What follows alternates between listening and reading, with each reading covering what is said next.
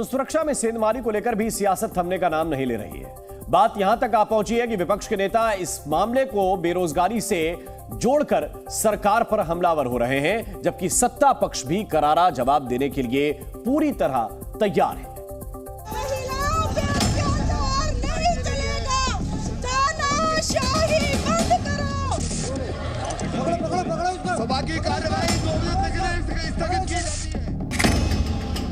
Breach जरूर हुई है, बट इसके पीछे कारण बेरोजगारी है।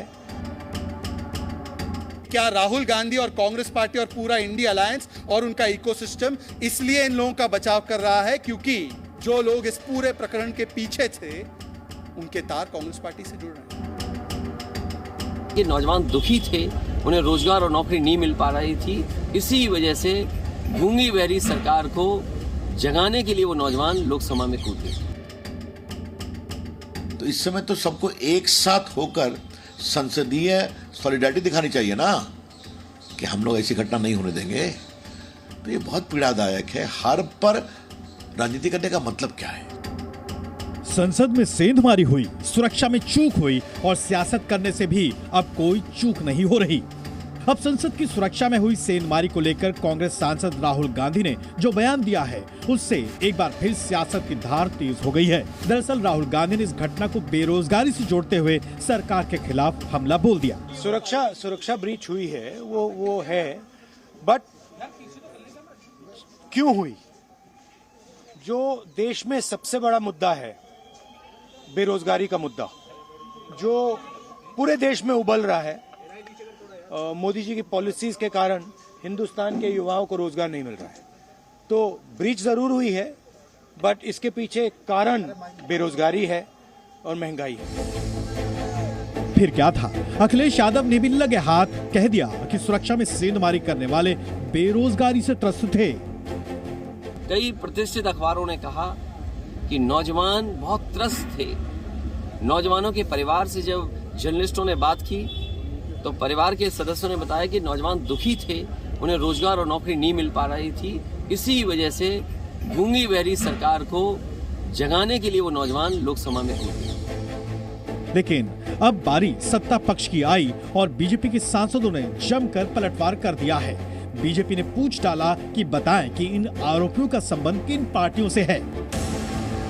ये स्पेशल इन्वेस्टिगेशन टीम बन गई है, वो कार्रवाई कर रही है, लोग पकड़े जा रहे हैं, तो सारा काम तो हो रहा है ना। तो इस समय तो सबको एक साथ होकर संसदीय सॉलिडारिटी दिखानी चाहिए ना, कि हम लोग ऐसी घटना नहीं होने देंगे। तो ये बहुत पीड़ादायक है। हर पर राजनीति करने का मतलब क्या है? ये बिना प्लानिंग में नहीं हो सकता है। और इसमें जो मास्टरमाइंड है, ये ललित झा है, कल अरेस्ट हुआ है, इसको पूछताछ से बंगाल कनेक्शन में क्या कर रहे थे यहाँ पे सब कुछ स्पष्ट हो जाएगा। अब तक सियासत इतनी बढ़ गई कि कांग्रेस अध्यक्ष मल्लिकार्जुन खड़गे भी जुबानी जंग में कूद गए, जबकि राहुल गांधी पर तीखा प्रहार करते हुए बीजेपी ने भी मोर्चा खोल दिया। बहुत बार कांग्रेस का नाम लेकर ही वो वोट मांगते हैं। नेहरू जी की गालियां दे के मांगते हैं, गांधी जी को गालियां दे के मांगते हैं। उनका काम ही यही है कि हमको गालियां देना और वोट मांगना। मैं आपको बताना चाहता हूं कि नीलम नाम की लड़की, वो कांग्रेस की पूरी कार्यकर्ता, फोटो, वीडियो सब कुछ आ रहा है।